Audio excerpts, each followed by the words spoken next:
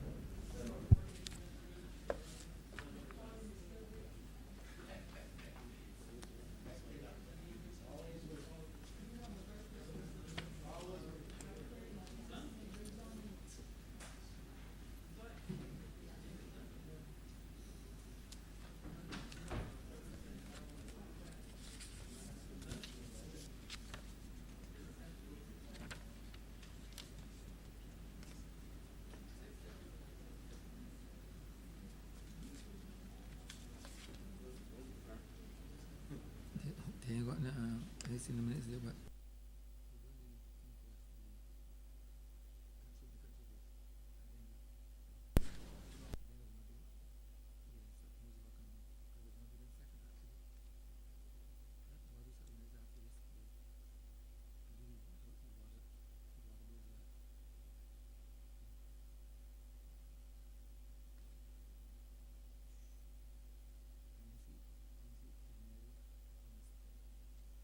Get in or.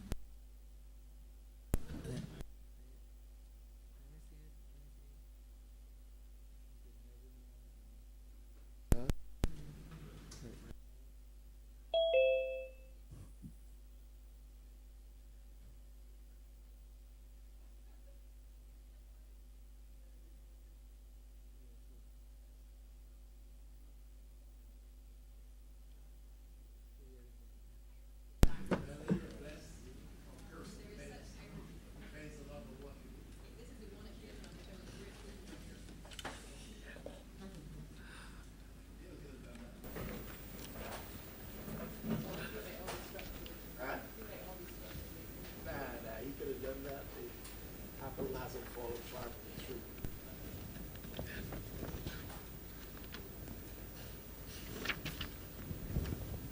This house is in session. Announcements by Your Honor the Speaker. Messages from Her Excellency the President. Petitions, papers, government notices, private members' notices, notices of questions, reports from select committees, first readings of bills, statements by ministers, congratulatory and/or obituary speeches, personal explanations, motions for leave of absence, oral replies to questions, notices of motions for the adjournment of the House on matters of urgent public importance, orders of the day. Honorable Leader, Government Business. Thank you, Mr. Speaker. I beg to move the suspension of standing orders 6, 16, 18, 20, 42, subsection 5, 43, and 44 for the remainder of today's sitting. Questions at the aforementioned Second.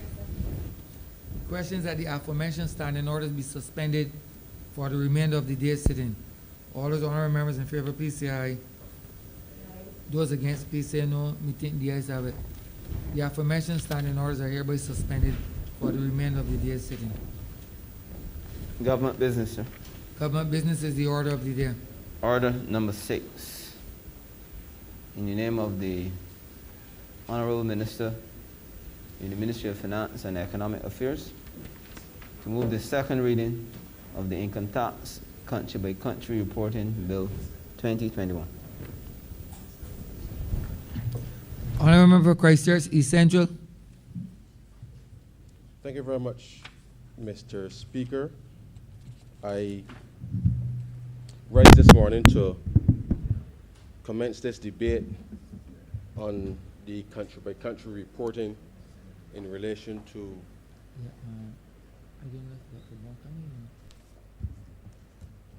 the requirement, sir, for reporting by multinational enterprises, which, as you are aware, sir, in the context of a global environment that is constantly changing,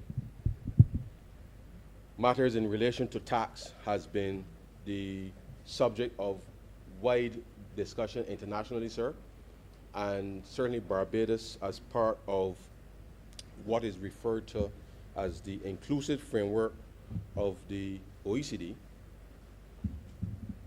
is required to exchange information, sir, on the activities of corporations. But even before that, sir, as you are aware, Barbados has long had a number of bilateral treaties with various countries, and the extent to which we seek to encourage multinationals and international investment into the jurisdiction, that obviously matters in relation to taxation, but effectively, sir, mean that between parties, that one would seek to ensure that there is good order with respect to the maintenance of the tenets of said treaties, and the extent to which one would on a collaborative basis, exchange information bilaterally obviously makes sense. But in a global environment, sir, where we have seen a lots of innovation and to some degree, sir, the extent to which even the global supply chain means that, the global supply chain having evolved to the point where it is at, sir, where companies in the context of their operations can develop and do research and development in one jurisdiction, sir. They may very well set up an operating plant in another jurisdiction, sir. Its headquarters, sir, might very well be in another corporate jurisdiction, sir. And the extent to which the complexity of international trade in that sense, the actual execution of commerce, sir, means that tax authorities globally have had to find an arrangement, sir, that allows for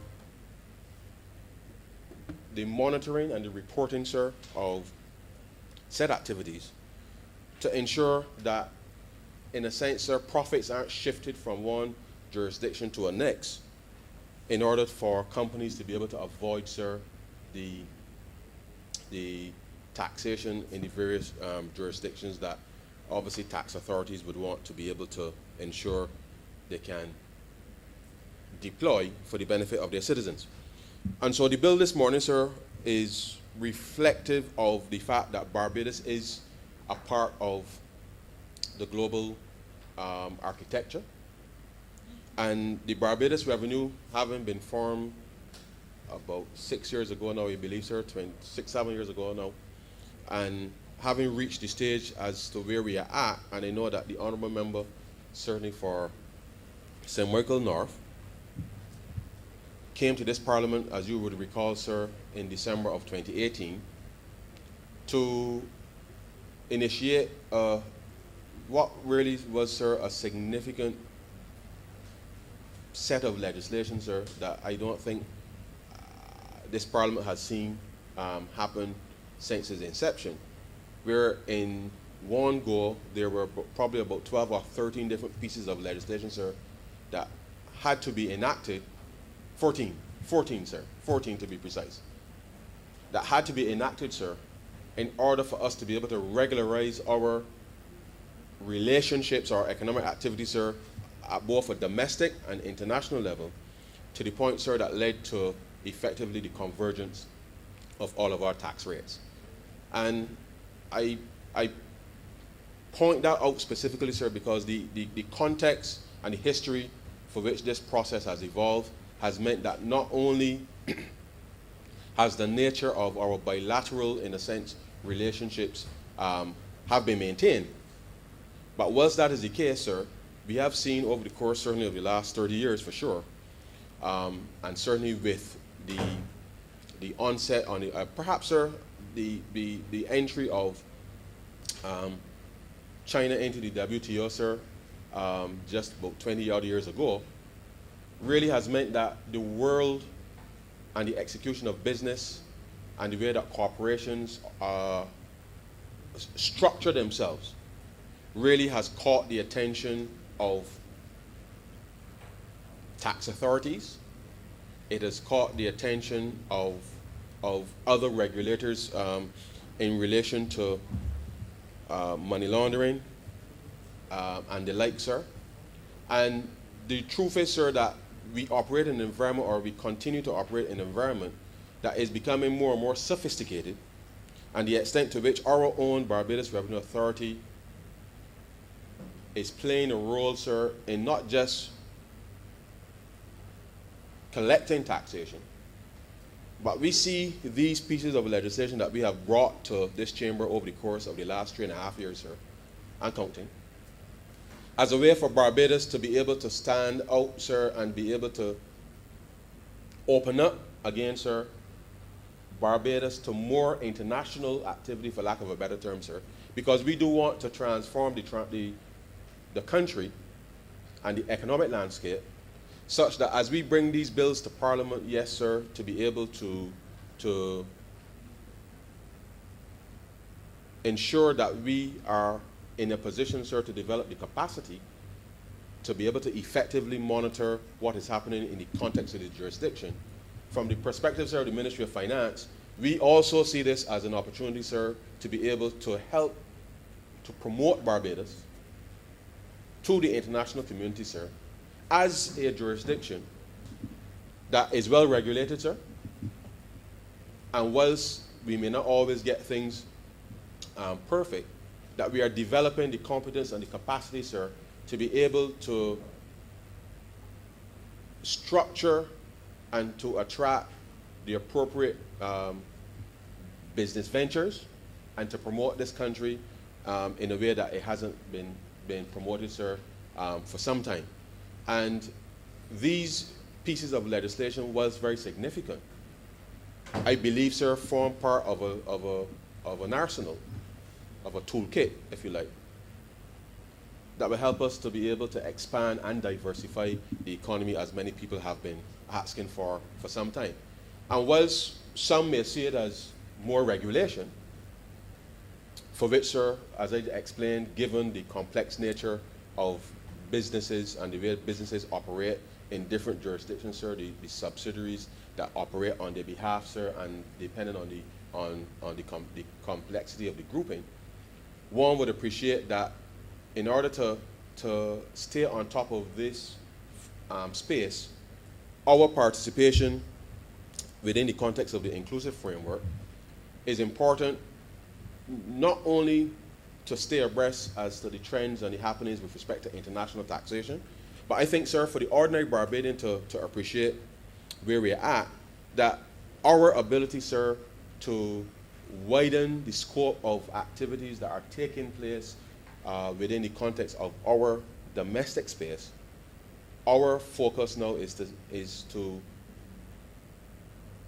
continue to expand the existing economy as it is, but equally, sir, to add new and effective, sir, complementary activities that some of the existing services can help to support, but by the same token, sir, that we are in a position to attract new activities and new business lines into the domestic space in order to help broaden, sir, the base of economic activity in Barbados. And I believe that as we have come to this place over and over, sir, to send the message to the public, is that our engagement, sir, in the world has to be substantive. We do have, sir, a reasonably high standard of living in this country, if I say so myself.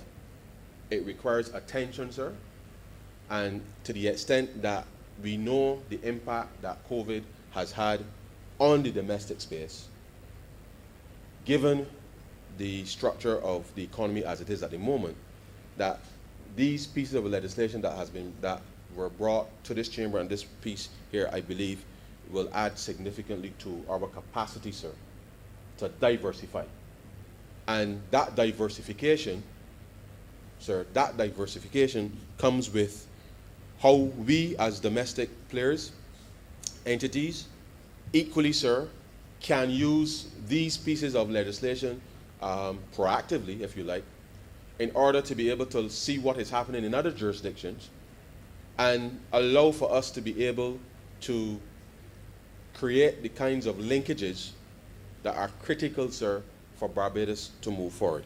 And I know that for some, the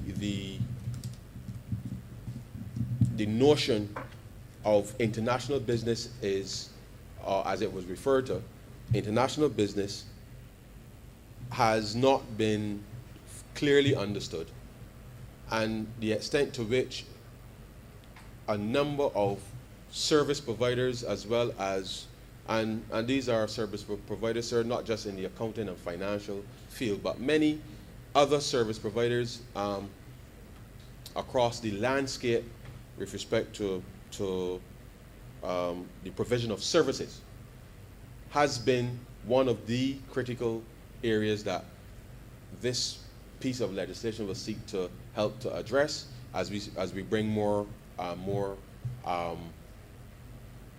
order with respect to how these things are enacted. And the truth is, sir, that we intend to attract more businesses that will be able to fit different levels, sir, of service provision. And the importance of that, sir, is to ensure that not only that we focus on some of the high-valued, maybe products and services that are very specific, because as you know, sir, there are a number of companies operating in Barbados who do some very highly technical and specialized work, namely, sir, the manufacture of contact lenses and these types of very specialty items, strictly for export. But we want to which, of course, Barbadians are employed and have the skill to do. And therefore, as I know that the Honourable Member for St. Michael North is in his capacity in terms of what has been proposed by the Export Barbados, the BDIC, that we really want to open up the space, sir, to be able to attract more and more companies to Barbados, to expand the scope and the footprint of the economy. So this income tax country by country reporting bill, sir, in the first instance, speaks to companies that operate within the context of the global environment, sir. For the most part, large companies, companies that certainly have earnings in excess of $850 million US, and how, sir, as a group, that the requirement for reporting globally is going to be structured, and the extent to which our participation, sir, in the inclusive framework, which is part of the OECD, this piece of legislation allows the Barbados Revenue Authority, sir, to be in a position to exchange information, sir, with counterparties across the globe to ensure that we can focus on where profits are being generated, the level of taxation, sir, that will be paid in the various jurisdictions. Members of the public would be aware that just a few weeks ago there was an agreement for a minimum global tax rate of 15%, sir, which effectively, sir, applies to these types of companies with these thresholds, because it is important that we understand that in a dynamic environment, sir, and still very changing environment, that even in the context of where we are seeing further innovations within the context of the digital space and the engagement of companies, especially, sir, some of the tech companies that are really, sir, gaining in tremendous value in the context of the market, you will recognize, sir, that whereas 20 years ago it would have been manufacturing and logistics companies, sir, that were the largest companies, perhaps even energy companies, sir, were the largest size companies globally. Today, you have a situation where IT firms, fintech firms, sir, now constitute, sir, across the world, the highest value companies globally, and the extent to which, sir, whether it is the design of the products is maybe done in one jurisdiction, the sale and assembly of whatever the physical goods and services that may come to that are done in another. It is important to be able to track and understand, sir, that where profits are generated, that you would appreciate that tax authorities want to ensure that the appropriate tax is paid in the appropriate jurisdiction, such that we are not blindsided, sir, by the fact that we may have a bilateral treaty with a specific country and ignoring the fact that the very entity, sir, may be operating in 4 or 5 different jurisdictions, and that you're only seeing from a bilateral perspective where where profits may be emanating. And by way of simple example, sir, let's suppose, sir, that, and I will, just for ease of reference, sir, assume that I'll make the assumption that each of our constituencies, sir, are countries, separate and distinct, just for, by way of example, sir. And let's say, sir, that there's a company in St. Michael Central who is producing a particular good, sir. The company has another subsidiary, sir, in Christchurch West, sir. And your company, the company in your jurisdiction, sir, produces a set of goods for $100, sells to the subsidiary, sir, in Christchurch West for $100. But then the company at Christchurch West, sir, sells to the company in St. Michael North, sir, for $300. So if you track the transaction, sir, there's no profit generated in St. Michael Central. And therefore, the tax authorities in St. Michael Central, sir, seeing the activity of the entity there, realizes, no, well, there's no profits being generated and therefore no tax. But of course, if you're exchanging information across the chain, then you can track to see where the profits go. So, as I said, the company, the subsidiary in Christchurch West, sir, sells to the other subsidiary in St. Michael North, and all of a sudden, sir, there's a huge profit. And not to single out the member for St. Michael North, but given that the convergence emanated with him, sir, in the context of where we were, given that St. Michael North may be a lower tax jurisdiction than yours, sir, then you would appreciate that the tax rate that the company in St. Michael North will pay by way of taxation, given the profit, would be lower relative to the fact that the transaction, sir, and the value of the transaction that took place would ordinarily attract. And therefore, it wouldn't be fair, sir, for those companies that are related, and this is important, because there's a relationship. Because if you happen to be selling to the company in St. Michael West, sir, you will not sell the same goods to the company in St. Michael West at the same price that you sold the company in Christchurch West. And therefore, because of the nature of that relationship that exists, it certainly would be unfair, sir, for the taxpayers in St. Michael Central to not be able to benefit from the fact that there's profits within that context, sir, to be able to give to your citizens. And therefore, what we are trying to establish here globally, of which Barbados is participating effectively, sir, is to allow for the tax authority in St. Michael Central, sir, and the tax authority in St. Michael in Christchurch West, and the tax authority in St. Michael North, and any other that may be in the chain, sir, to be able to track the profits and to be able to say, well, based on what I see there, based on the relationship, then the tax authority in St. Michael Central, sir, will be able to say, well, a piece of that $200 in profit really belonged to me, because the relationship that exists between said entities means that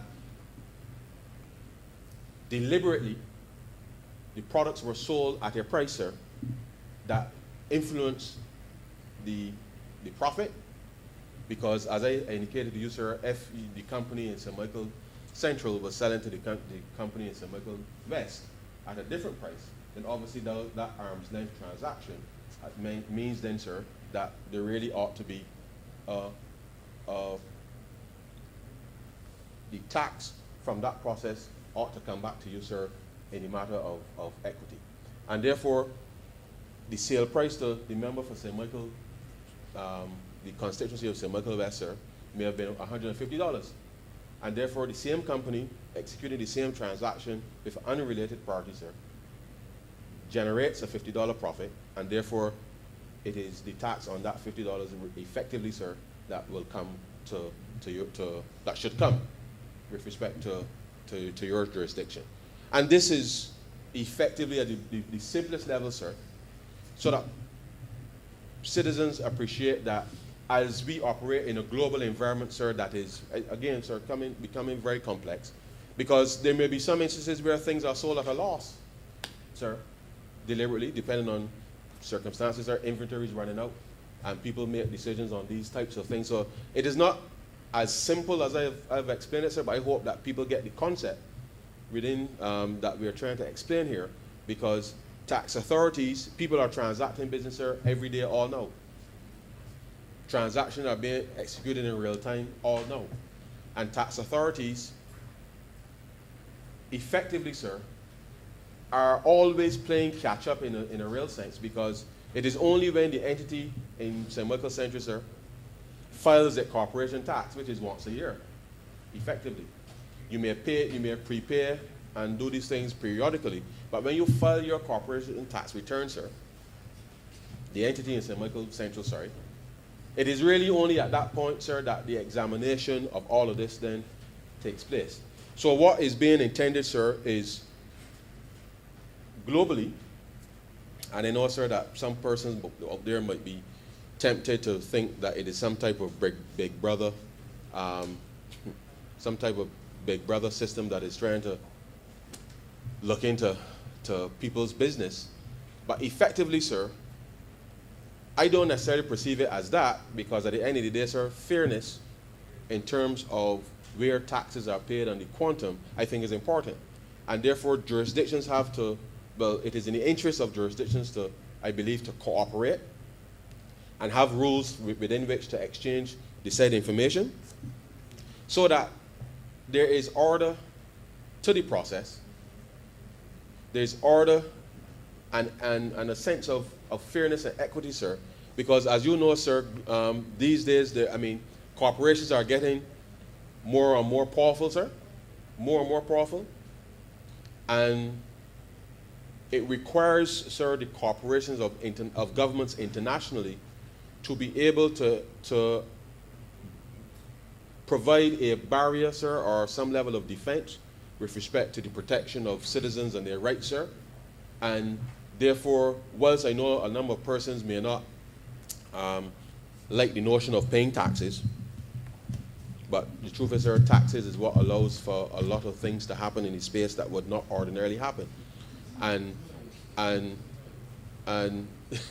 the reality is that if you are living in a modern democracy and you want to continue to benefit from, in a sense, sir, what the systems, for systems to be orderly, sir, it means that there is a level of tax fairness and tax equity, sir, that must apply.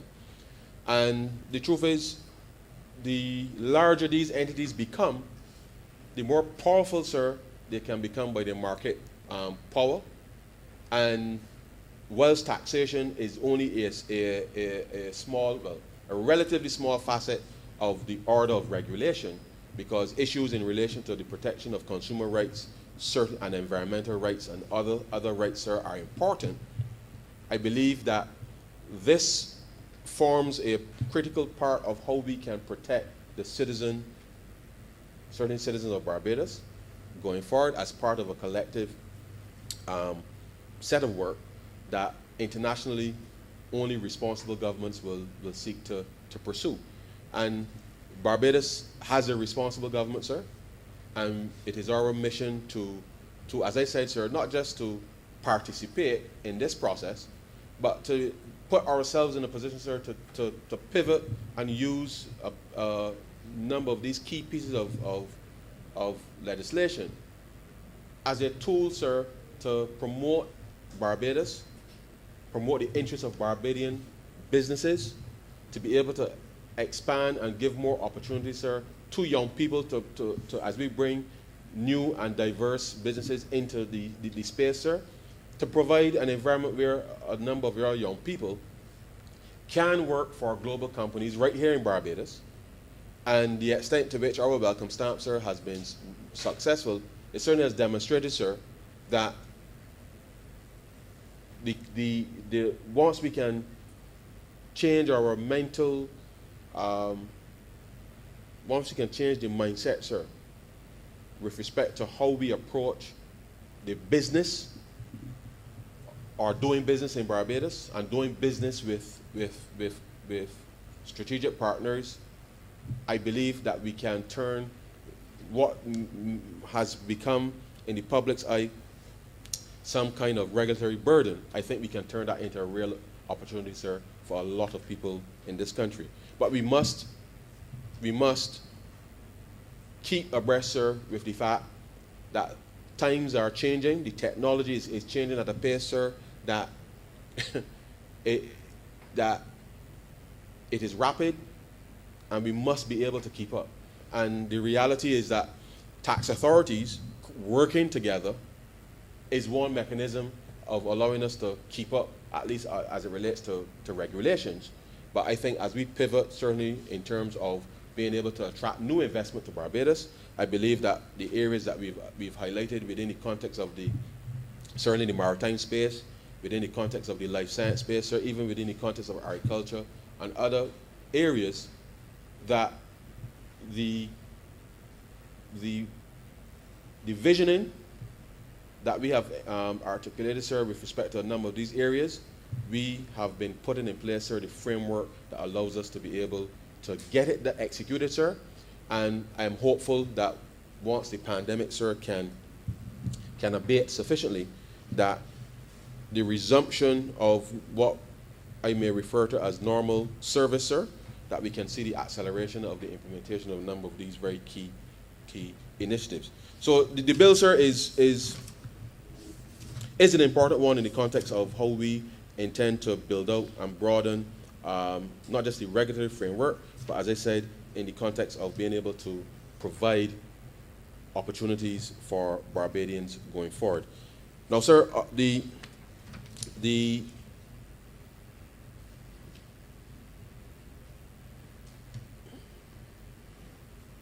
bill speaks to the multinational enterprises, sir, and I made reference to that by way of example in the example that I give. But the MNE group, sir, and I just wanted to, just for the clarity of the chamber, speaks to, includes 2 or more enterprises, sir, for which the tax residences of the enterprises are in different jurisdictions. And I gave that example by way of the fact that you may have a group of companies operating in different jurisdictions and are able, sir, to do effectively what is referred to transfer pricing. And the impact that transfer pricing, as it described in that example, sir, has on the determination of what level of taxation should be applied. And therefore, sir, as you may have had in the example that I give, if the tax authority in St. Michael Central, sir, did not have an arrangement to exchange information with Christchurch West and subsequently St. Michael North, then you would never know, sir, that, I say you, but in the context of the example, you as representing the tax authority because we are all representative of tax authorities in here this morning, sir.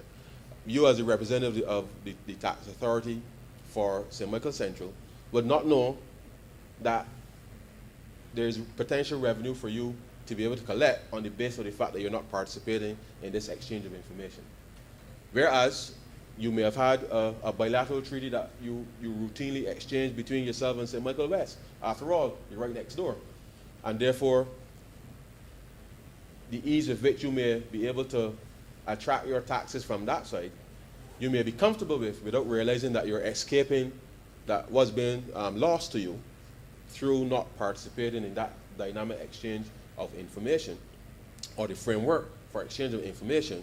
Then it means that the residents in St. Michael Central, sir, may not be benefiting in the way that they ought to, given the nature of the transaction. So it is important that that is made clear.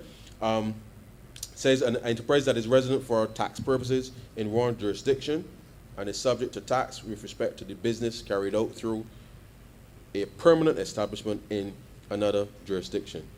And then it says B is not included in the M&E group. But as I referred to, sir, earlier, if you're making less than $850 million US during any fiscal year, you're excluded from this requirement to be able to shift. Now, the truth is, sir, that even in the context of and this is relevant in the context of global taxation, but within our own domestic space, sir, as you well know, we have companies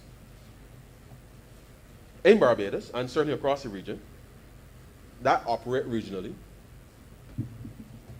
And therefore, within the context of CARICOM, whilst there may not be many companies that will reach this particular threshold, it is important, certainly within the context of Barbados operating in a CSME and having companies that effectively, sir, have the capacity to do the same thing at what may be regarded as a lower level, only because of the quantum, that obviously tax authorities will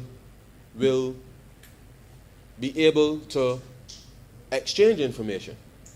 So whilst there is a requirement specifically if you're above that threshold, sir, if you're above that threshold, it is required that these things are exchanged to assure that that is not done.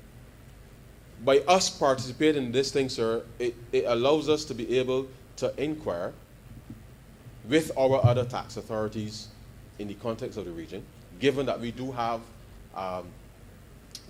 companies that operate across the region, to ensure that we too are able to monitor and track and understand the nature of the business. Because don't fool yourself, sir, whilst the example I gave you is related to countries, potentially, internationally, and as we all know, sir, that I do not know that any Samsung or iPhone or anything, well, not Samsung is Korean. There's no Apple, sir, that is made in the United States. Because if it was made in the United States, Apple probably would cost $1 million. But the reality is, parts are assembled, sir, made and assembled using the global supply chain. And because of the nature of that, the extent to which, obviously, if you think about that process, that it is a very complicated one, because the chips may be manufactured maybe in India, sir. The screens might be manufactured in Bangladesh. The battery might be manufactured in Philippines, sir, or wherever. They're assembled and shipped they're shipped globally. So they're not shipped just to the United States, they're shipped globally because, as you are aware, sir, whether it's a iPad or iPhone or Samsung, Galaxy, or any of these smartphones, sir, they are shipped globally. And they're shipped globally, as you would appreciate, sir, through entities that if you think about if you can think about the spider web, sir, of all of this, it starts to get very, very, very, very complicated. And therefore, where the taxes are levied certainly is important, because as you would appreciate, sir, often where a lot of the work is done, the taxes don't necessarily reach in the way that they ought to. And we all know and have heard of we have been, sorry, let me rephrase, sir. Let me rephrase. When we convert, sir, we were accused of being a lower tax jurisdiction. We trying to encourage people to hide money and all kinds of things, sir. But the truth is, sir, when you reflect on the effective tax rates globally, when you really reflect on it, sir, there are some jurisdictions that will say to you, my tax rate is 30%.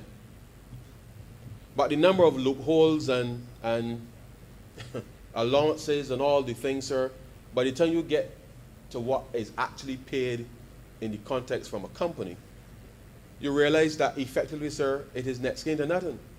Because the tax code is so complicated, that you start at this number, which you said, this is my tax rate. But as you would understand, sir, when companies get large, and it's only really truly large companies, sir, that really benefit from complicated tax codes. And therefore, the assertion that countries like Barbados, yes, we have a low tax. We are a low tax jurisdiction. But a low tax jurisdiction in the context, sir, that when you reflect on the kinds of things that companies will be able to claim, sir, against the operating profit, the truth is, sir, that it really made little sense to say that you're going to exempt 200 or 300 different line items, sir, that effectively makes a mockery of the headline tax rate, which is advertised. And for us, simplifying the tax code and bringing a clear, sensible approach, sir, with respect to taxation could only make sense for a jurisdiction like Barbados because, sir, one, we don't have the capacity, sir, to be going to checking up on all these to verify, sir, that you spend the thing in the right thing to make sure that the allowance that you're claiming is the right allowance. Because when you start to realize, sir, that an economy that is evolving, and don't get me wrong, I'm not suggesting that it is impossible from an accounting perspective to do the appropriate validations. But after a while, you must ask yourself, sir, what is the tax authority? How are you going to deploy the resources of the tax authority to do effectively, sir, to be able to help build out and encourage a process of investment? And therefore, what this government certainly is intending to do, sir, is, yes, BRA, sir, and I say so without apology, the BRA and the customs and every other entity that may collect revenue on behalf of all of our citizens, sir, because they're not doing it for any other purpose than to benefit our citizens. That whilst they have a responsibility, sir, to collect, we want to pivot and allow them to start focusing not just on the collection, sir, but certainly on how do we facilitate the expansion of business so that we start to use our regulations, sir, as a competitive edge. And using our regulations as a competitive edge, sir, I believe is important because as much as, again, I know people don't like to hear about the tax man, if the government, sir, is not aware as to what is going on within a specific sector, then it means that your policy, sir, is lopsided. There's asymmetric information. We then have to guess at what is happening, and it makes no sense for anybody to have to guess, sir, what is happening within a space if we can create a framework that allows for us to properly set up policy and to be able to implement said policy in a manner that makes sense for everybody.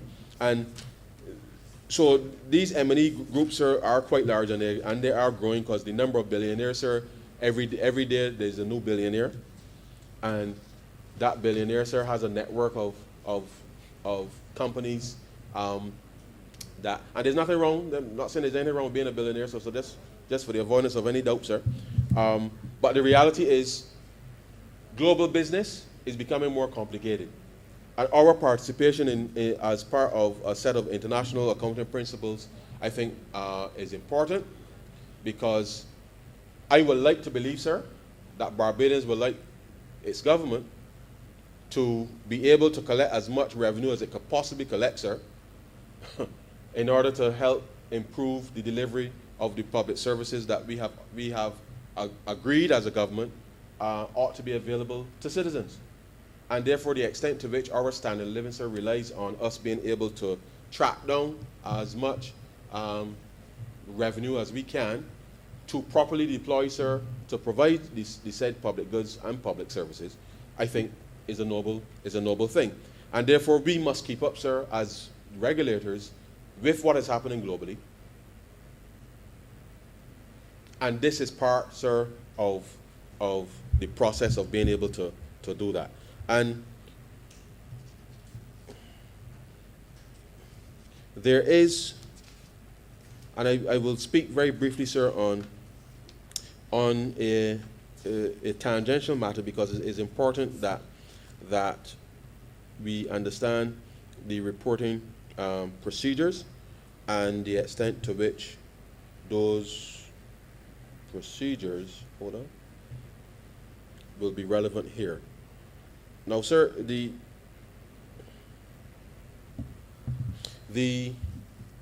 one of the things that we have found as part as we have been reviewing these processes, sir, and as you know, sir, from time to time you would hear about, or you may have heard, sir, about the Panama Papers. You probably heard, sir, about the Pandora Papers, sir, and there's all kinds of papers that are out there, sir, that really and truly, sir, in the absence of the right information, can portray or convey the wrong message, because very often, as you know, in our jurisdiction, sir, and I make this reference because people set up companies, and very often, sir, there's no trading activity taking place. And certainly, when the last administration, sir, introduced the filing requirement for in relation to KIPO, they never really did any real sensitization, sir. They never bothered, sir, to let the people know or understand, sir, the context in which these things were being done. And they slapped this $10 fee, sir, per day on people just willy-nilly, sir, and without the appropriate information to help people to appreciate, sir, that as we are moving into a modern framework for reporting, that you really have to make sure that there's a focus on compliance without necessarily making people feel as if, sir, they are criminals. And the extent to which, sir, I know that there are a number of entities that have been registered for years, sir, never traded or anything. But with those amendments made by the last government, sir,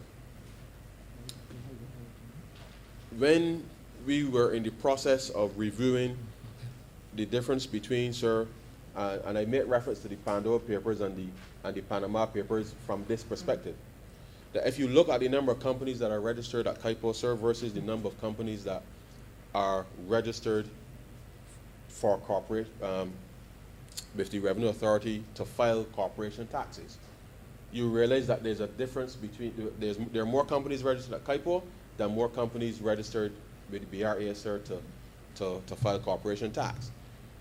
So, if you're looking at it from the outside, sir, not understanding the nature of how persons in Barbados may set up a company, some people have died. Some people never actually took any action to trade. And as the BRA, sir, as you will know, with the introduction of TAMIS and everything that's happened over the years, if you're not trading, sir, a company, then in your mind, sir, there's no requirement for you to file any taxes, because if the company is not doing any business, then there's nothing to file. But one of the things that, as part of this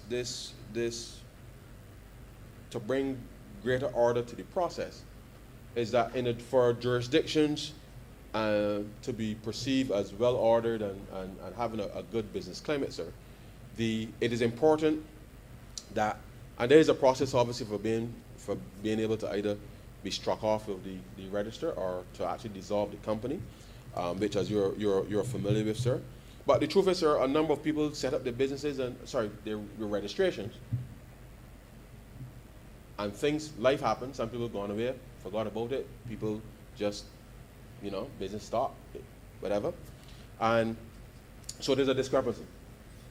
So closing that discrepancy has meant, sir, that we've had to administratively go through and make sure that, one, we understand who's not trading, so that any reporting that we do actually represents reality, as opposed to somebody, as you know, sir, whether these days people hack and do all kinds of things. And next thing you know, you see some set of papers out, the Bridgestone papers or something, that will say that there are these companies in Barbados set up and they're filing taxes. When the truth, in fact, sir, the reason they're filing taxes is because they're not operating.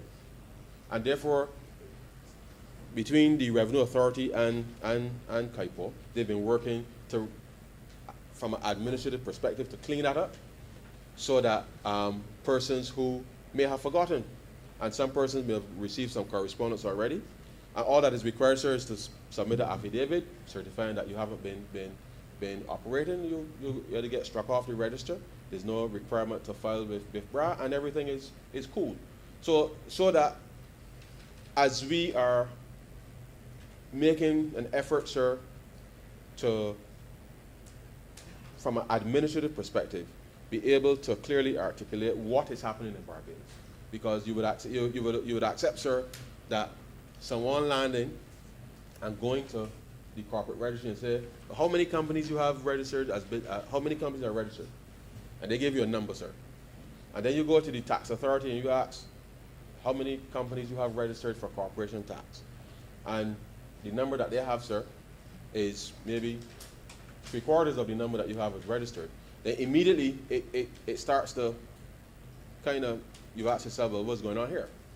So as not to have any Bridgestone papers or Spikestone papers or any wherever papers that they may have, sir, we have been embarking on a process to regularize that. And therefore, I say through you, sir, to persons who may have received such correspondence, that they need not fear, They're just required to do the affidavit once you've not been trading. And sir, the truth is, I am one of those entities, because since coming into this space, sir, my company hasn't traded. And I say so publicly because, sir, I've seen some stuff circulating on social media, and that is quite disappointing. But my company certainly has not been trading since 2017. And I too have to certify that I have not been trading.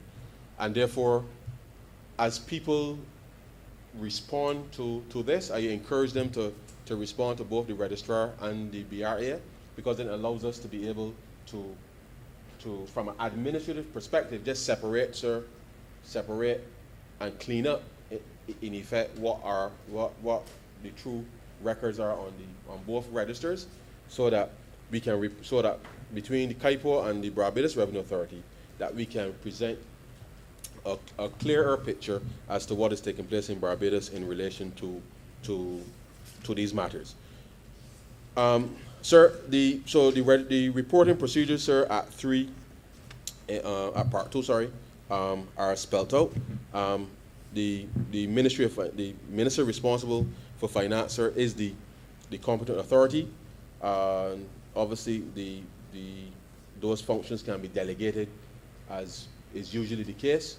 And in this instance, once this legislation is passed, the Revenue Authority obviously will be delegated that specific function, because since 2017, there have been, through some of the bilateral arrangements, exchanging information with countries that they have, excuse me, exchanging information with entities that there is an agreement with already, but obviously we want to be able to expand that and make sure that we are going in the right direction. Each ultimate parent entity, sir, of an M&E group, which is resident for tax purposes in Barbados, shall file a country-by-country report.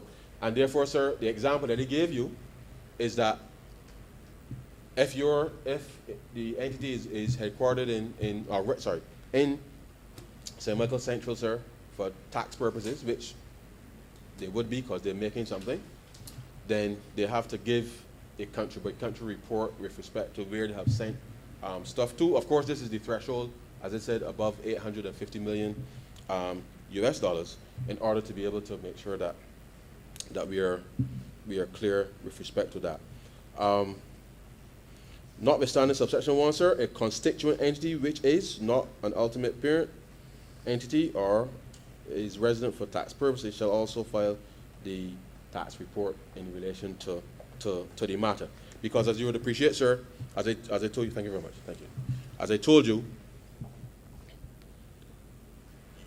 you may find that some subsidiaries, sir, may very well be larger than the head.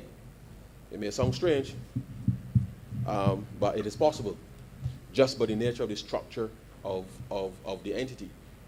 And therefore, it is important that we appreciate that the nature of the transactions and the size of the business requires that the requirement to file is there. And I think that as we do this and as things become more and more complicated, that this is a space that will have to be carefully monitored so that we can report progress in relation to the entity.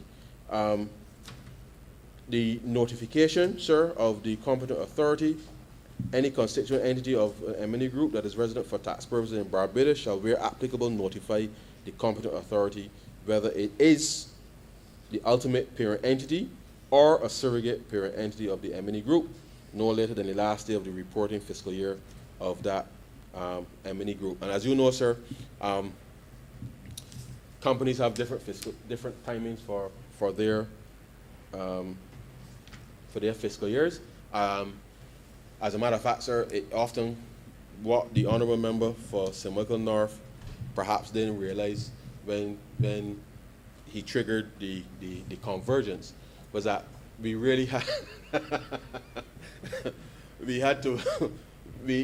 that initial transition, sir, meant that depending on which company's income year fell in a particular month, sir, there was a whole set of transition in timing, because when the legislation came into effect, some companies were already in the middle of their fiscal year, and therefore we had to make adjustments for activity that happened before, activity that happened after, and therefore these tax matters, sir, are often not as straightforward as they might appear from an accounting perspective. But I'm happy that we were able to complete it, not this, in spite of the fact that the honorable member was quite efficient, but then on our side, sir, we had to respond and accommodate said efficiency, which he's always known for. But the truth is, sir, that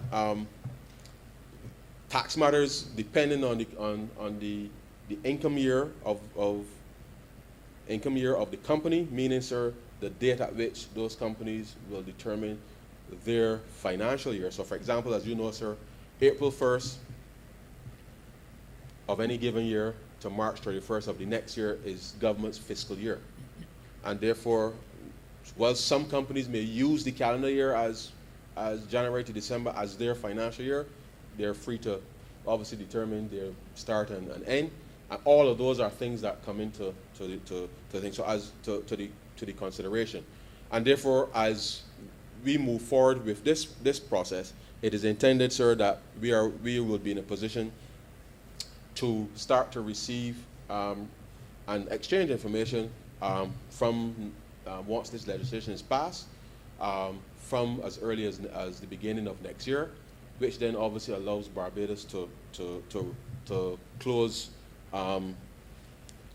out one element of what was required of us to be able to satisfy, and to make sure then that we can start leveraging the regulations in the way that we intend to do.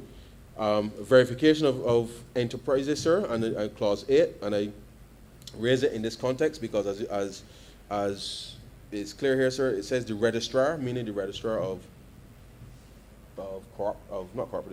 KIPO, shall forward to the commissioner at least once every 6 months a list of entities registered under the Companies Act, the Registration of Business Names Act, sir, and the society with restricted liability and other information which the commissioner may require for the purpose of the act. And the reason for that, sir, is that this is not just for that regulatory reporting purpose, but as I had mentioned earlier, sir, just to make sure that we have a mechanism to track and report and to allow people to organize their affairs, that the greater collaboration between the Corporate Affairs and the Intellectual Property Office and the Barbados Revenue Authority would allow then for there to keep the register as clean as possible so that you don't have this buildup of entities, sir, over time that may be registered with KIPO but not with BRA, and allow us then to have these issues abated, because my office, sir, has received no end of requests, not just in relation to the filing requirements, but certainly as it's come in with respect to these companies that really, sir, some of them ought to be dissolved. As you know, there's a process for dissolution, but at least at the minimum struck off from the register. I say to persons, you just decide what it is you want to do, and let's clean up the register and make sure that we are all on the same page. But the reality is, sir, that no company can come to Barbados of that size, you wouldn't expect, and register with KIPO and not register with the Revenue Authority. And therefore, just to make sure that there is that exchange of information, at least internally, that this provision is here just to make sure that the verification of those enterprises that will qualify is there, and we're in a position then to effect the exchange of information. As you know, sir, the records and use of country reports, sir, these are basically the information that you would expect reporting entities to be able to provide to the tax authority, because the example that I use with St. Michael Central and the other constituency who may be regarded as tax jurisdictions, you would expect, sir, that the entities operating within that space that meet the threshold would be able to report to the relevant tax authorities that this is the activity that has taken place, such that collectively, sir, you can determine whether or not profits have been shifted from one jurisdiction to the next at the expense, sir, of taxpayers in one jurisdiction versus another on the basis of the activity. And it is a lot of work, and I'm not gonna lie to you, sir, it is a lot of work, and that is why the Revenue Authority has been investing in building out its data warehouse, because as we have been modernizing, and certainly some of the service providers on the accounting space have been also modernizing, I know that this kind of activity is going to require a lot of data and data mining, which is going to be important for us to be able to track and validate that the information provided obviously makes sense in the context of the process. The appointment of agents, sir, which, as you know, companies generally will have some type of either lawyer or accounting firm to act on their behalf to do these things. But of course, as you know, sir, whilst you may be my lawyer acting on my behalf, I am still responsible for whatever actions I take. And therefore, whilst you may have the responsibility I may defer to you to file on my behalf, it is really my responsibility as the entity to do the appropriate filing. Confidentiality, sir, and use of information is outlined at 11, and as you would appreciate that, the truth is, sir, that companies globally do tend to,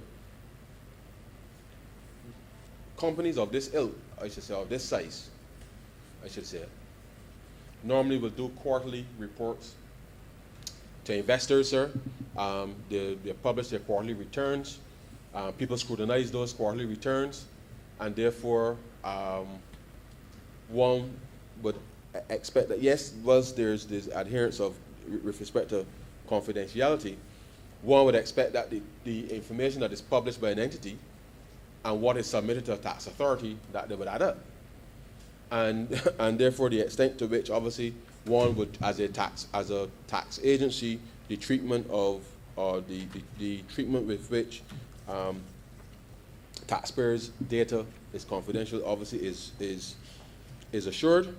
However, what this does is that obviously if there is a request, sir, from a jurisdiction within the context of the inclusive framework and the automatic exchange of information framework, that was the information is confidential, that obviously the purpose for which they're to be used is outlined in the Multilateral Competent Authorities Agreement in the Exchange of Country by Country Report 2016, which is part of what we have already agreed to. And where the competent authority receives a country-by-country report, it shall preserve the confidentiality of the information in the report to the extent as if the report was provided to it in accordance with the same convention, sir, and amended the protocol in 2010. So the purpose, the purpose is just, of course, sir, to verify that what has been submitted to you makes sense, because if we are saying that there's what is presented to the tax authority in a specific jurisdiction and filing to you, and they are required to do those reports, which are validated obviously by the counterparty, the other tax competent authority in the other jurisdiction, then obviously all the information effectively, sir, should be the same, given that I assume that companies will in the point of whether the agents or is being done internally, will obviously supply the appropriate information to the tax authorities.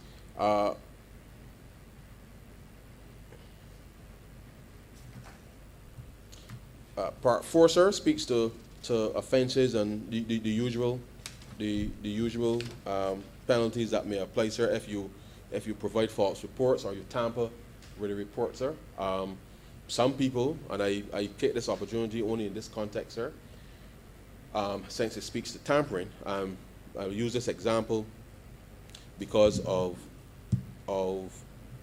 some activities that have come to our attention.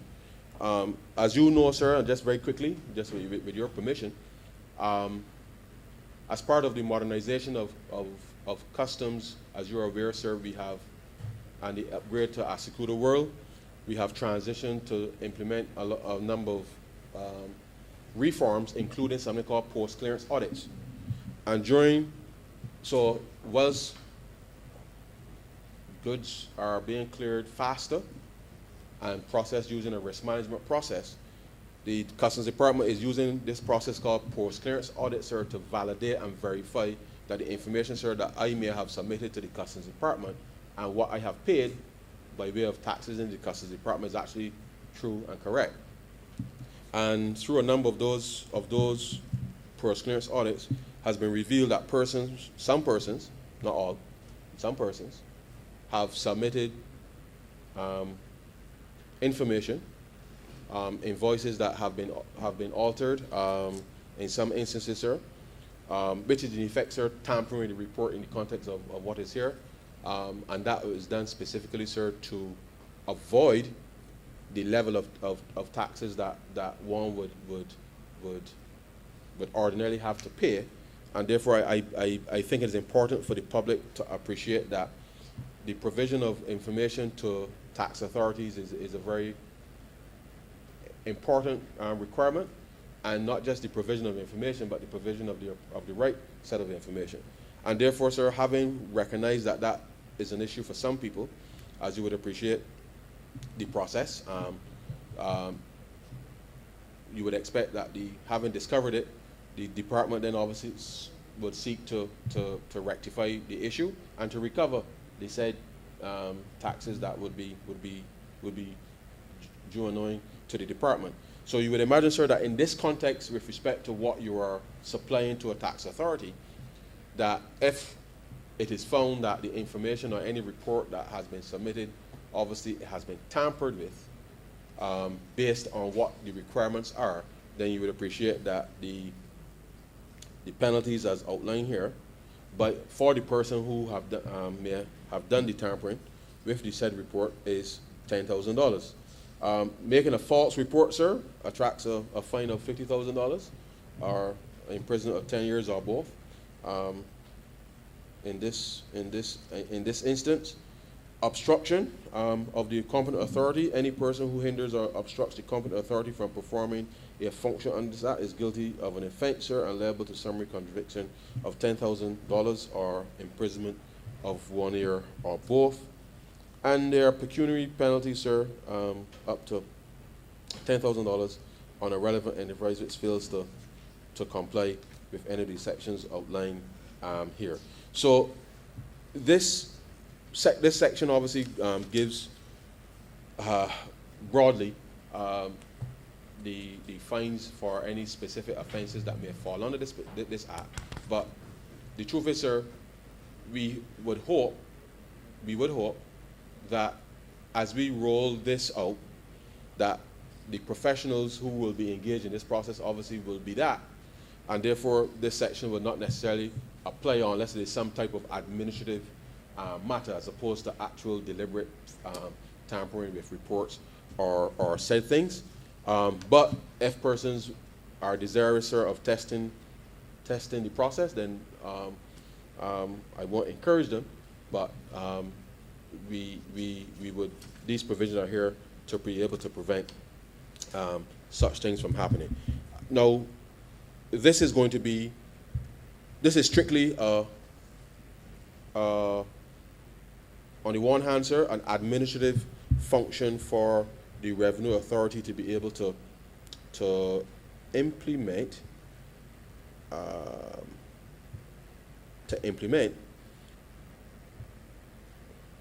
But as I said earlier, the intention, sir, is to be able to make sure that we can turn this regulatory tool into something that can help promote Barbados internationally, and the extent to which, sir, that this country-by-country reporting legislation is here, we believe that the automatic exchange of information web portal, which has been up and live, all this stuff will happen obviously within the context of a digital space, validated obviously by the various tax authorities to exchange, but the reporting requirements, sir, of each entity are quite clear as it relates to the bill here, and therefore we are confident, sir, that once this piece of legislation is enacted, that we would be in a position to, as I said, improve the regulatory environment for Barbados in terms of the business climate, that we will be in a position equally, sir, to seek to attract a wider range of businesses, sir, because we would have added to the capability of the jurisdiction to be able to look at issues of transfer pricing. I must say to you, sir, that at some stage during, I hope, the life of this Parliament, we will be able to bring a specific piece of legislation that will address specifically issues related to transfer pricing, as the policy has been settled. It's just now to ensure then that we can get the appropriate legislation drafted in relation to that, which will not just cover matters of an international nature, but certainly not matters within the context of the domestic space, and that we are being guided by the fact that there are entities operating globally.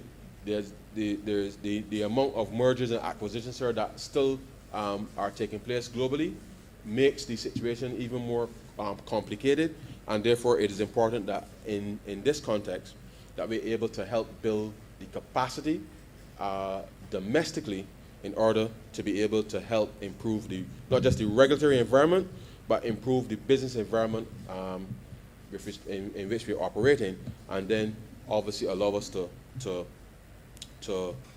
move to a new level by being able to expand the reach expand the scope, of the Barbados economy. And so, sir, I am happy to commend this bill to the House this morning. Sir, I don't ever promise to be brief, but I believe that I have been disciplined this morning, sir, in my presentation, and with with those few words, sir, I beg to move that this bill be read a second time. I'm obliged to you.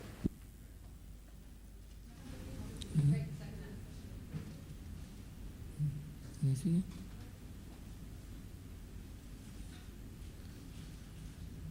Honourable member for St. Michael North. Thank you, Mr. Speaker. I joined this debate really to, first of all, to congratulate the Minister on a very, very, as usual, fine and brief presentation. I don't think there's a lot that I can really add to what he said, Mr. Speaker. But what I want to do this morning is to place what we are doing somewhat in context. Because I think that context is always important. And I begin by saying, Mr. Speaker, that at least 7, 8 years ago, some may trace it back to earlier, some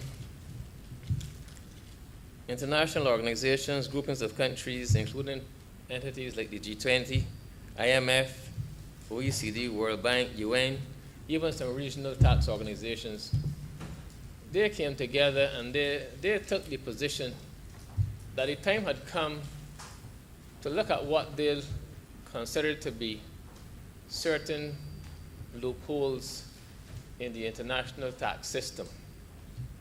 And they felt it was necessary to have a look at them because they said that a number of multinational enterprises were exploiting these gaps and loopholes that existed to erode the tax and revenue bases of certain countries and to shift profits away from those countries to countries in which there were citizens or residents.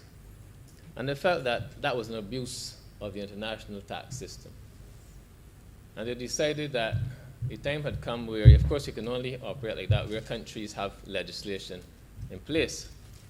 And in fact, the time had come when a serious look should be taken at that, at this whole issue of base erosion and profit shifting, otherwise known as BEPS, BEPS. And they decided that, therefore, the time had come to institute some, or ensure that there were some anti-BEPS measures instituted in countries across the world. And Mr. Speaker, from the time that decision was made, it really has been, life has not been the same, especially in developing countries like Barbados and other countries. It has basically been like a roller coaster ride that you're constantly on. And in fact, the goalposts keep changing. And quite frankly, Mr. Speaker, sometimes it seems as though you're being shifted to another playing field altogether. Not only that the goalposts are shifting, but you're being put on a different playing field altogether.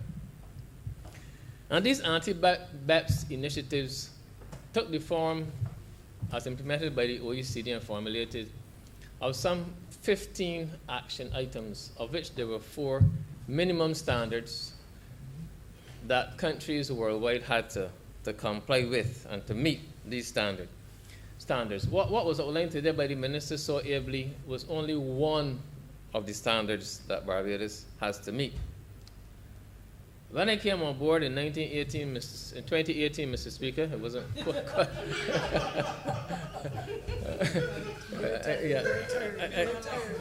I don't think I was around in 20. Or was I? We might have been around, but not know, you know. When I came on board, Mr. Speaker, in 2018, I was tossed in an ocean, deep waters, having to swim with fish these big fish, OECD, EU, and so on. Some would say vultures or sharks, really, and seeking really to devour us. The first thing I had to do, however, was to honor a commitment that was given by the last administration to basically dismantle a system or a tax structure we had in place for over 4 decades that had served us very, very well. They gave that commitment, reckless as to whether they were ever going to do it, how they were going to do it, and just before the last elections, they took it to cabinet, literally the same month of elections, and made it a cabinet decision, a policy position, and in effect, threw it on to the successor government to do what it was that they were not, in fact, doing, but had pledged to do. I almost said in the dead of night. So we found ourselves faced with arguments from the OECD that we had preferential tax regimes, meaning that some regimes, whether it was international business companies, societies with restricted liability, offshore banks, they were being given a certain rate of tax to pay that in fact was not the same rate of tax that other domestic companies were being called upon to pay. So some of those entities in the international business arena were being called to pay as low as 0.25% tax, when in fact local companies were being charged some 25%. They said that that was a preferential tax regime, and they took exception to that and said we had to dismantle that. They say that we were ring-fencing the international business sector by allowing them to just operate in Barbados but not do business with any locals or Barbadians at all. So we were in fact ring-fencing them. They took offense at that and said we had to get rid of that as well. Even after we did that, Mr. Speaker, they then said that we needed to enact economic substance legislation. In other words, they said that we had, as I will demonstrate shortly, had converged our tax rate. They said that we needed to ensure that we had legislation to show that companies registered in Barbados, incorporated in Barbados, were in fact carrying on their core income generating activities in Barbados. So we had to enact economic substance. Although, Mr. Speaker, really and truly, Barbados is a country that always really was known for having real companies, not shelf companies, but they insisted they wanted that in a legislative format. So, Mr. Speaker, we had to do that too, and we did that. All that was done. We removed the preferential tax regimes, the ring fencing, passed economic substance legislation. We came here, as the honourable member said, with some 14 pieces of legislation. I'm actually credited with all 14. But in fact, ironically, Mr. Speaker, the one that the honourable member sort of criticized, the one on convergence, was actually the one that he brought. So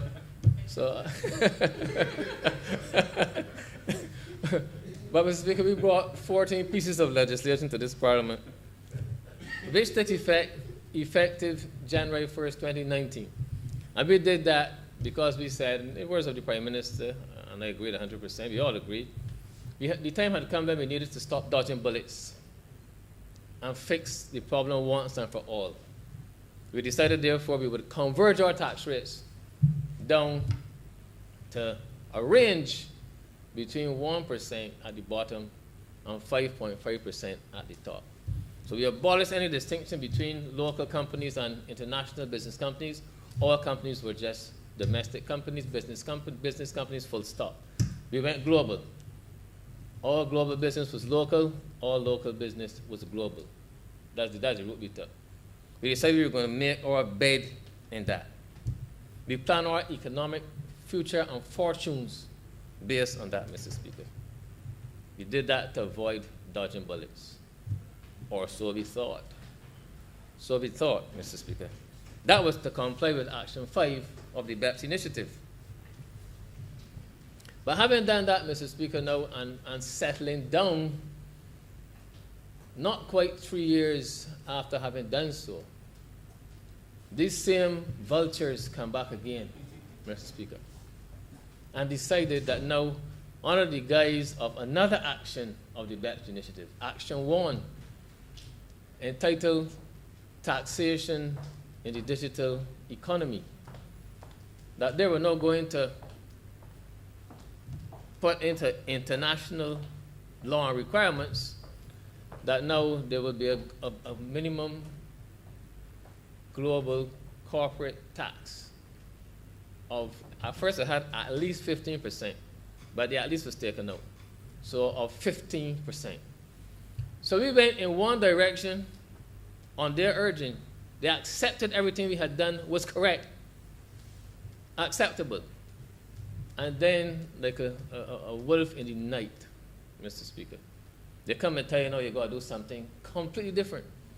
You have to know, in effect, accept that all companies doing business now in your international companies, foreign-owned companies, doing business in your jurisdictions now will pay 15% tax. 15%. So if you want to charge 3% or 4%, 1%, they can still pay the other 13, 14, or whatever percent in their own jurisdictions. So that ransacked the whole thing, Mr. Speaker. After bringing 14 pieces of legislation here, 13 plus 1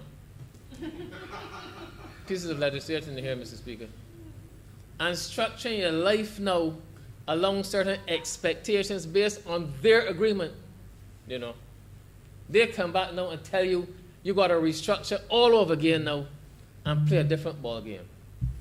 They said that they were trying to stop now a race to the bottom. So everybody, they're saying, was anxious to put a tax structure in place that was low. So although they said, if it is low, you just got to put economic substance legislation in place and that cures that problem. We did that. But now they say that they're stopping the race to the bottom.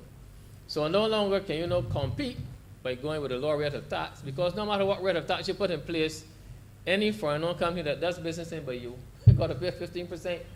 Now, that puts countries like ours at risk. Because why is somebody going to decide, I'm going to leave Paris and come into Barbados and set up a company who charging me 3%, but I still got to pay the other 12 back in Paris.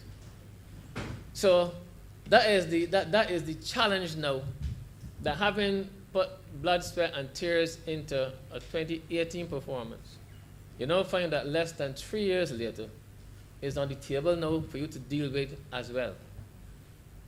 So work is going on. We countries like Barbados, small countries, have no choice in this matter. We were holding out at first. We paid a price for doing that back in 2019, early 2019. We were with 8 countries that were not set out to be difficult, but we wanted to get some clarification and some details, raise some concerns.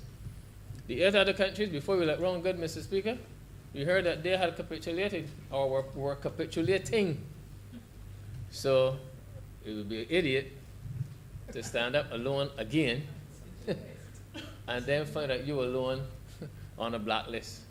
So you had to decide, okay, we're going to give in. But we asked one thing. We said, well, some other things too, but the main thing we said, but we need time to do this. We now embark on a new system, this ban a tax regime that was in place for 4 decades. You said it was okay. Now you come back and change things all over again. So give us time. We are a country that we're grappling with the ravages of COVID. We got general economic problems in the country. And you want us now to just so put ourselves at such risk and then tell us that you plan to bring this system into place in 2023. 2 years from now, 1.5 arguably from now. And we said we wanted some more time. They have not yet budged, Mr. Speaker, I have to inform you, from that planned timeline. They have not. So once again, in Barbados now, we have to face the reality that we have to find other methods now. Because we intend, Mr. Speaker, to ensure that Barbados is a financial services center of excellence. That is what we intend to do. We have decided to fight for this sector. This was a sector that was created by the Barbados Labour Party. The likes of the late Tom Adams are the people who really brought this sector into existence. So we are not going to give this up. But it is work all the time. Mr. Speaker, it is a roller coaster ride. Roller coaster ride. Goalposts changing, playing fields changing every day. But at least I can tell you, Mr. Speaker, that despite the odds, we have not rolled over and decided to die. We have not done that. We recognize that we have to fight with all we have. One day, countries in the world that have been affected the same way will decide that it makes sense to come together and fight together. Yep. I will be long gone, Mr. Speaker, as will you be. Our grandchildren will be long gone before that happens. But we have decided we still have to fight, Mr. Speaker. So we in Barbados, we have decided that certain things, luckily, Barbados is more than a tax rate. Luckily. And the times that I have traveled to lead delegations on road shows, be it in Canada, London, wherever I've gone, I have never just marketed Barbados as a tax, as a rate of tax, having a rate of tax. I've always said we have more than that. We have more than that to offer. For instance, Mr. Speaker, in the area of economic substance, now that calls for demonstrating that you are carrying on business in a real sense in Barbados. So you must have real employees, a real structure, and so on. Core income generating activity. And one thing that I've always promoted, and is a fact, is that we have a very highly qualified and trained workforce in Barbados. Barbados has put a lot into the educational advancement of our people. We really have. From primary to tertiary, right through. So people, when they said that to them on various doors, they were actually surprised to hear that. But that is something that we luckily we have been able to sell. So countries that, you have to have economic substance wherever you go. You can't run from it. It's a universal requirement. So Barbados is well placed, Mr. Speaker, to handle that aspect of things. We have as well, and continue to work on, a wide array of treaties. Currently, we have some 40 treaties in place with other countries, double taxation agreements. We have 9 bilateral investment treaties, and I'm happy to say, Mr. Speaker, that we are currently actually preparing a model bilateral investment treaty, which is at a very, in fact, the file should literally be on the way back to me for my consideration and briefing on it, and then to bring to cabinet. Because investors like to operate in countries where there's a bilateral investment treaty to ensure that the investments are safe if all hell should break loose. So we have engaged the services of an expert on it, and our treaty has been actually revised, and the file should be was just advised actually that the file may well be on my desk when I get back there this evening or Monday probably, or tomorrow, since we tend to work on Saturdays as well as ministers. So we are doing things, Mr. Speaker. We have 40 treaties in place, 40 double taxation agreements, including the CARICOM one. So we are doing well in that regard. In terms, Mr. Speaker, of the ease of doing business. Now, in other words, the international business sector does not exist in a vacuum. There are other things that have to work along with the international business sector. So we've had a lot of complaints about businesses starting up in Barbados. We have that. Now, I have said before on record, Mr. Speaker, and I will say again, a lot of the complaints that people have made about the corporate registry have been unfounded and untrue. Not all. We'll never stand here and tell you that all were untrue. But not all, Mr. Speaker, but quite a few were unfounded and untrue. That's the fact. In fact, when I am showing some of the things that lawyers have submitted and are arguing about, I really wonder if they are really lawyers, Mr. Speaker. I really wonder. I really wonder. And only 2 days ago, the honorable member for Christchurch West, but he's left. No, it's not. Sorry, I shouldn't even be saying that. But a couple of days ago, I remember my member for Christchurch West called me on a matter, messaged me, in fact, on a matter. And I, as usual, contacted the registrar right away, only to be told that the person who filed as director in the matter was in fact removed from the list of directors, obviously by the said company, right, since 2020 February. And there's no filing the document as a director. And telling the member for Christchurch West that Kai was saying up on this thing, that the filed it 6 weeks ago, and that Kai was saying up on this thing, and we won't do it at all. When they check, the matter was detected by corporate registry, and they are waiting for the attorney or the clerk who normally will do these things to come back and collect the forms and submit a proper form. But that now had the honorable member for Christchurch West harassing me,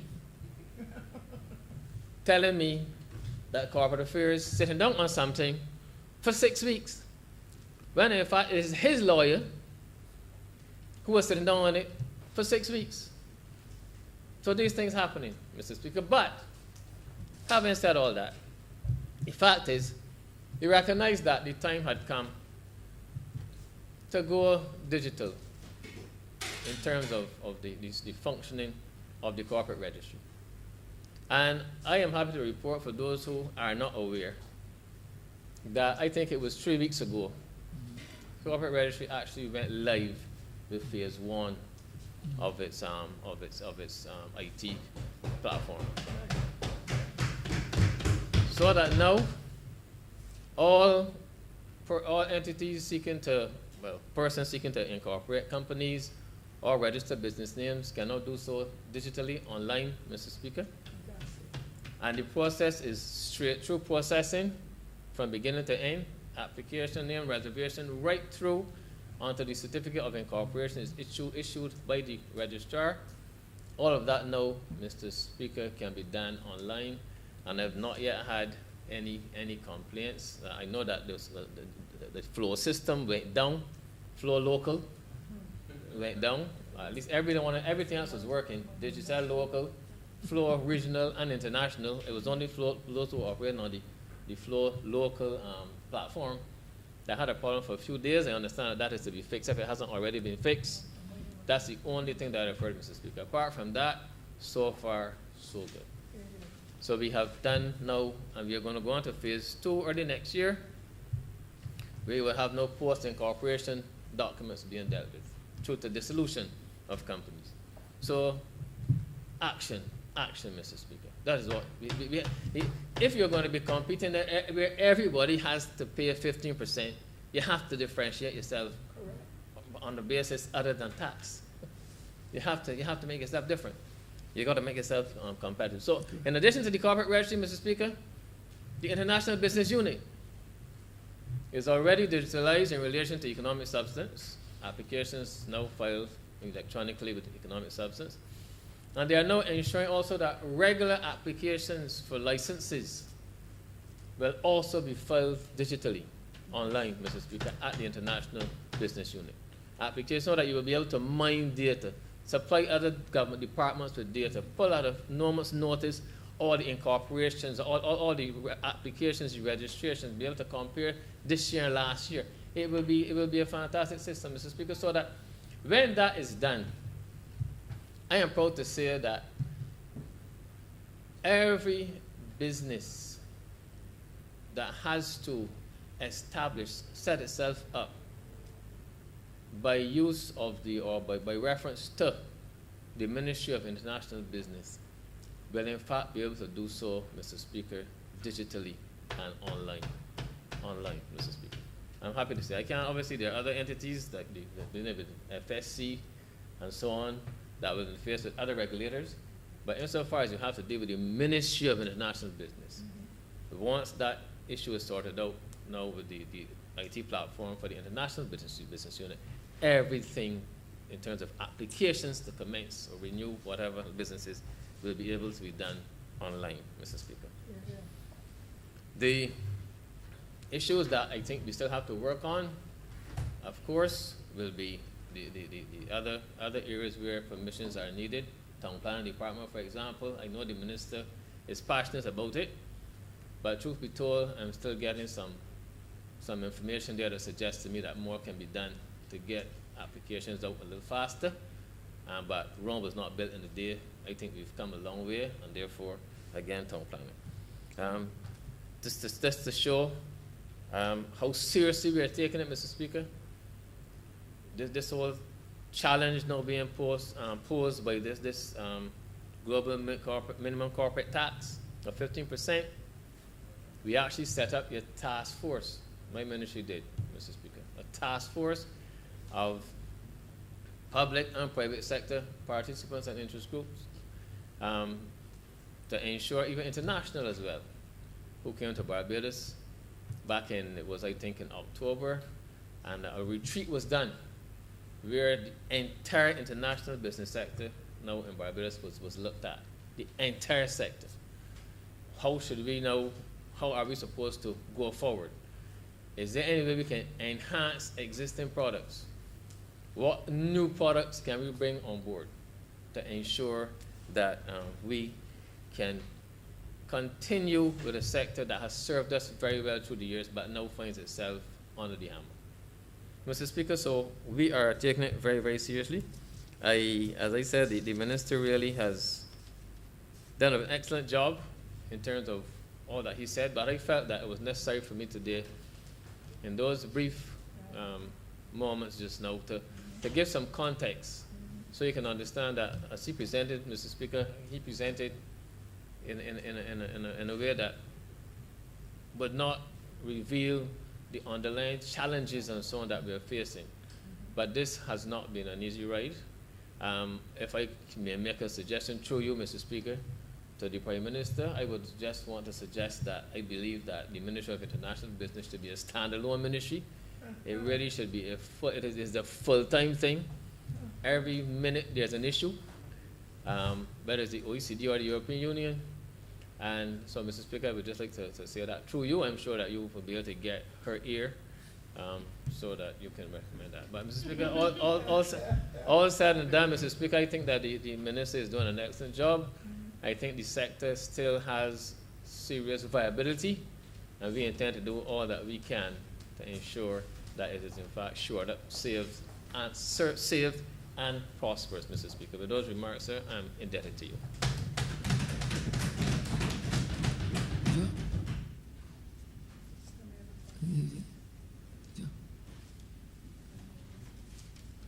All member for Christ Jersey Central. Thank you very much, Mr. Speaker.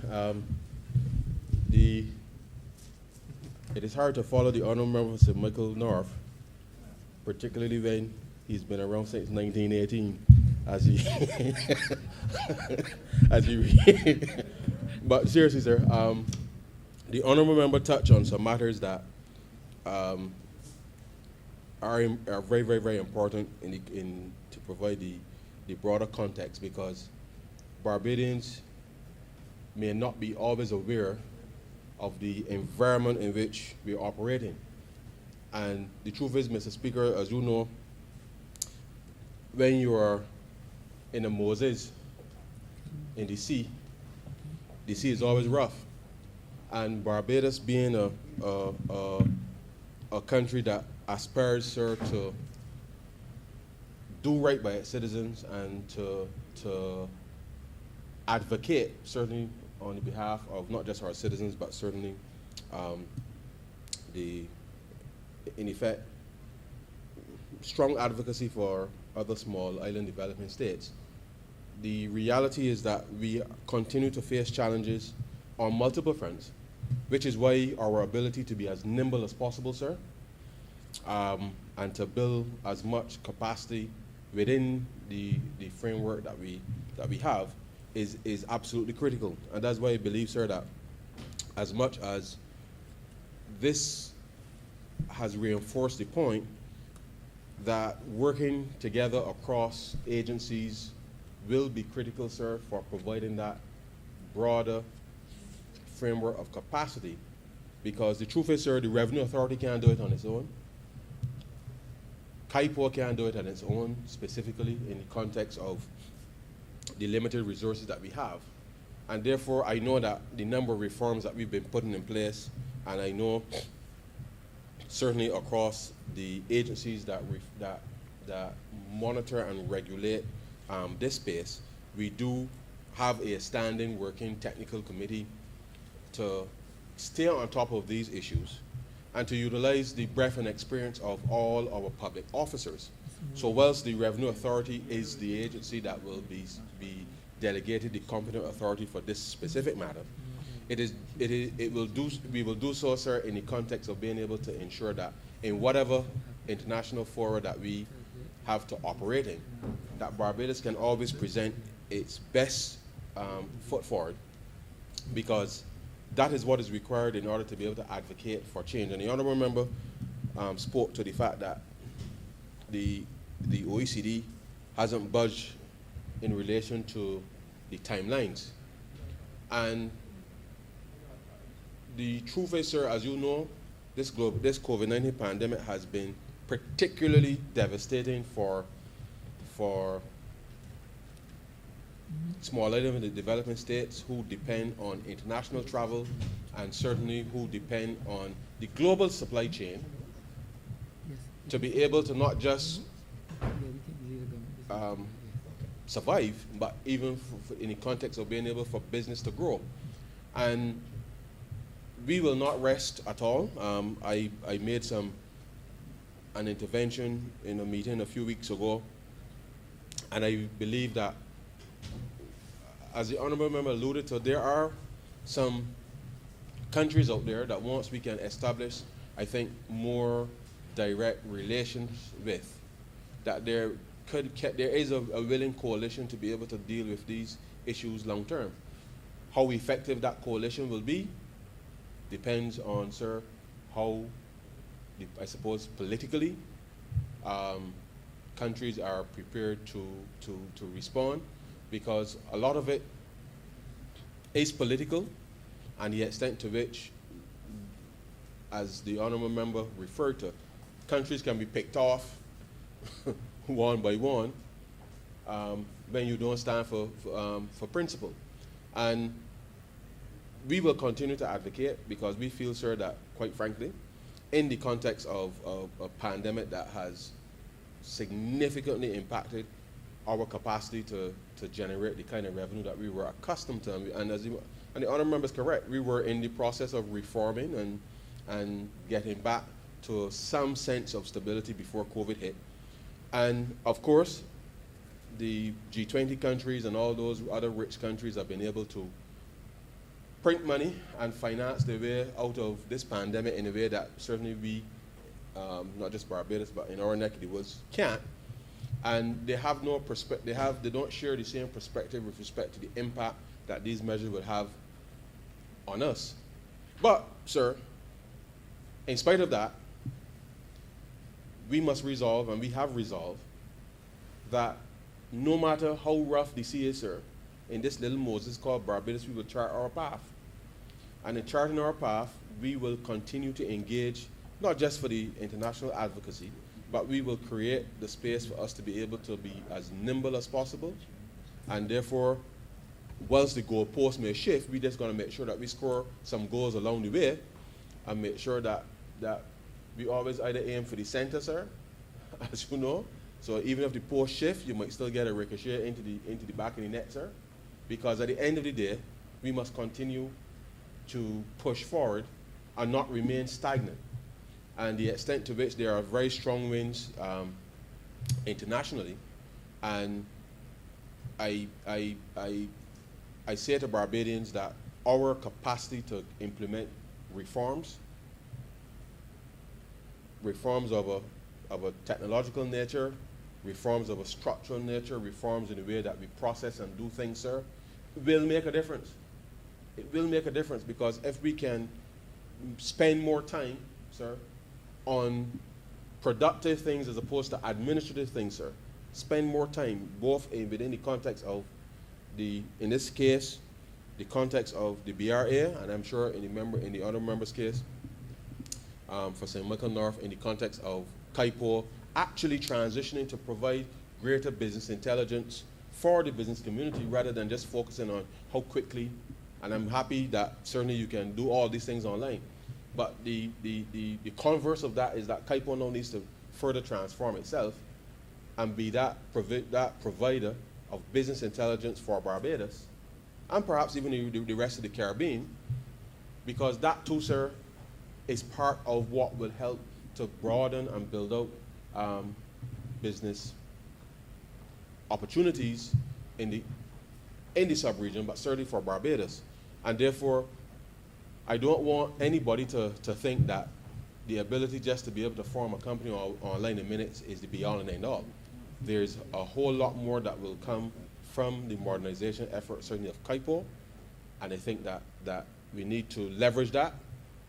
And equally, in the context that we are in a situation where we want to broaden and diversify the economy, that we have to make sure that we continue to implement reforms, sir, do it quickly.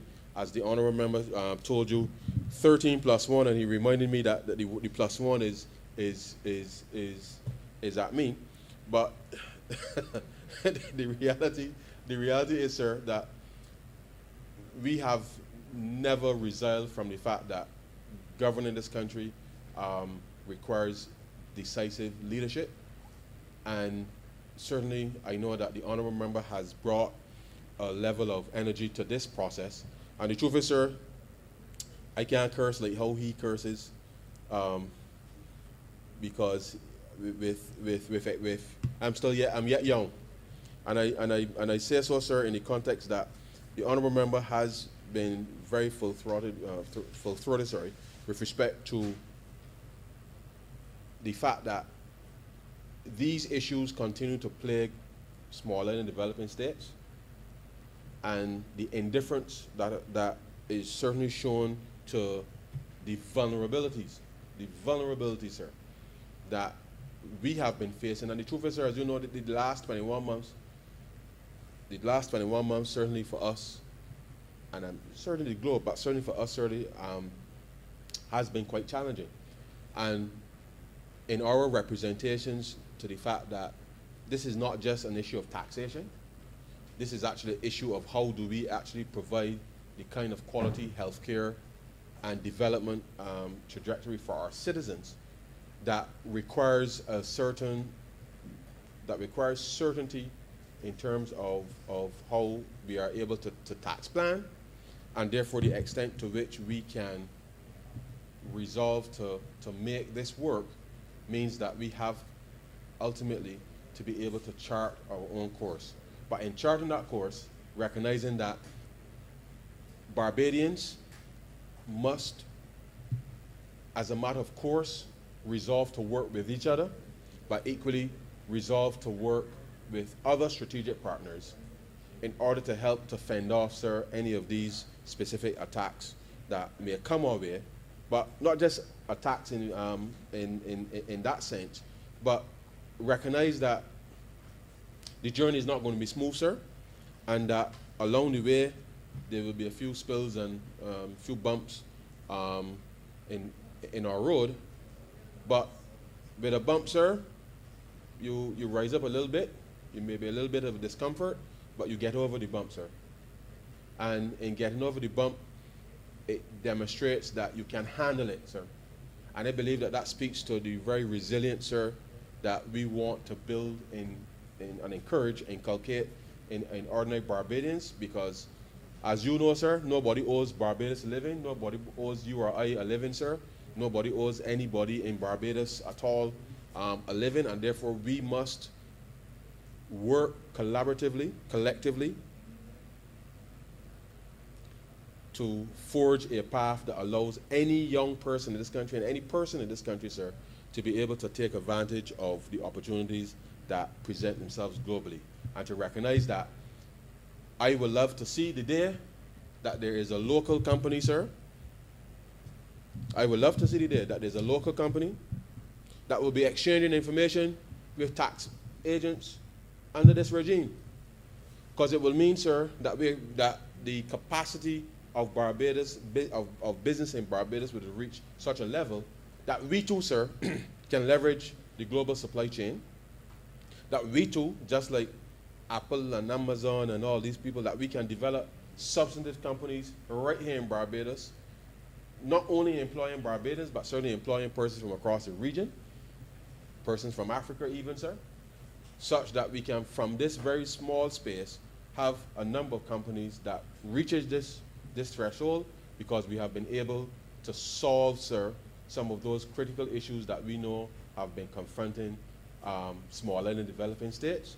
And that what that would mean is that the opportunities for investment of ordinary Barbadians and to be able to get a return on that investment, I think would be realized and substantial.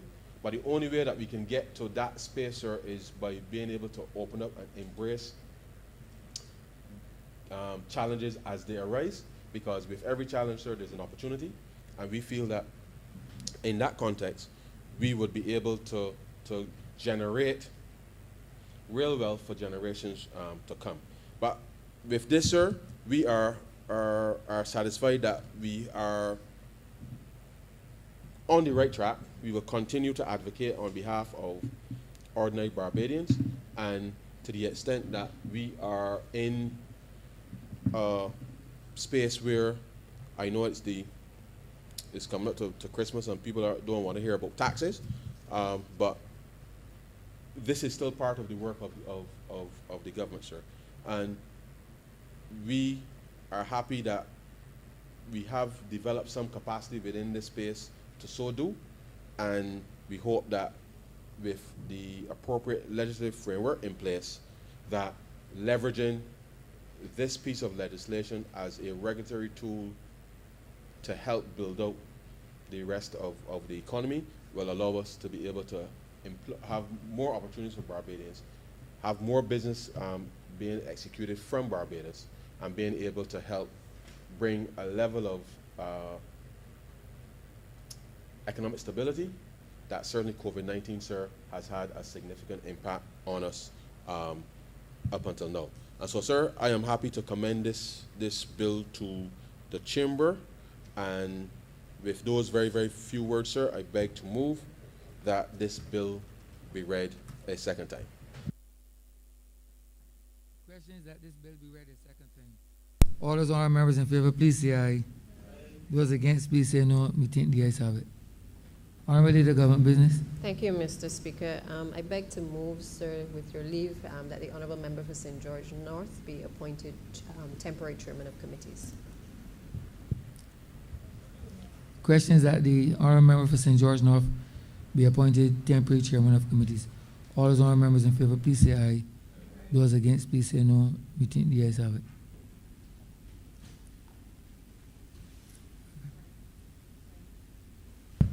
Sorry, Mr. Speaker. I beg to move that we do not leave the chair and the House resolve itself into committee for further consideration of this bill.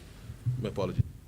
The question is that the Speaker do not leave the chair and the House resolve itself into committee for further consideration of this bill. All those honorable members in favor, please say aye. Those against, please say no. Me think the ayes have it.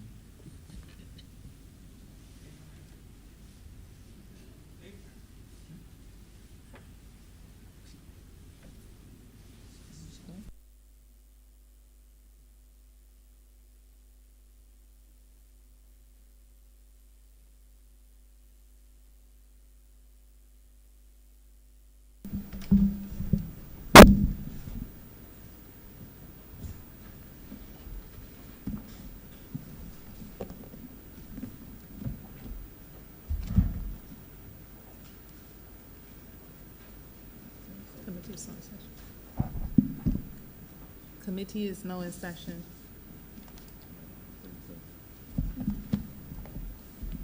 Madam Chair, we're seeking permission to call the bill in parts.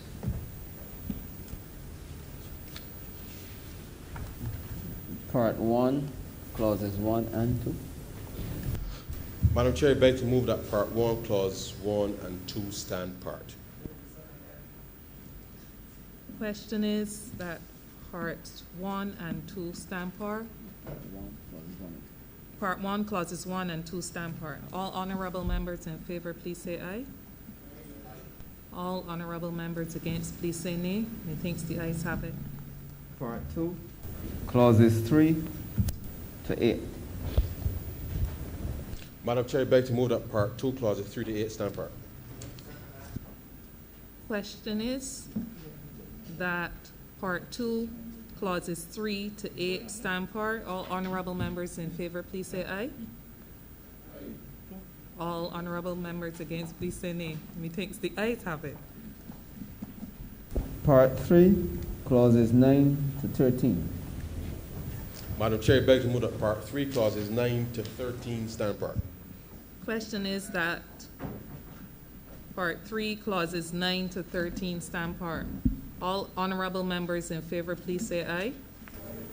All honorable members against, please say nay. Methinks the ayes have it. Part 4, clauses 14 to 19. Madam Chair, I beg to move that Part 4, clauses 14 to 19 stand part. The question is that Part 4, clauses 14 to 19 stand part. All honorable members in favor, please say aye. All honorable members against, please say nay. Methinks the ayes have it.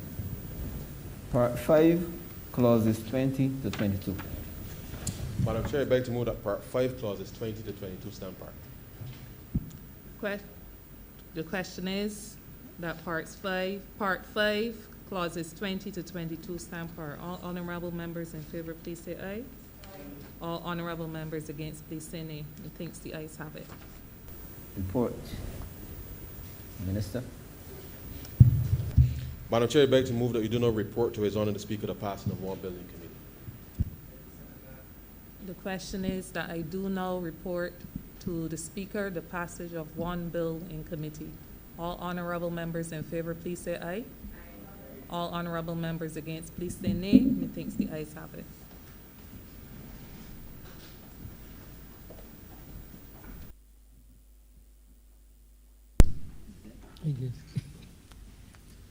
Chairman of committees is reporting the passing of one bill in committee.